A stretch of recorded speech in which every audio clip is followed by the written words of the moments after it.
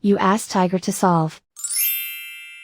This deals with linear equations with one unknown. The final result is x equals -19. Let's solve it step by step. Swap sides. Group all constants on the right side of the equation. Add 68 to both sides. Group like terms.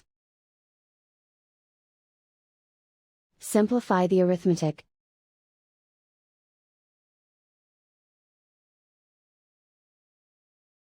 Isolate the x. Divide both sides by -9. Cancel out the negatives. Simplify the fraction. Move the negative sign from the denominator to the numerator. Find the greatest common factor of the numerator and denominator.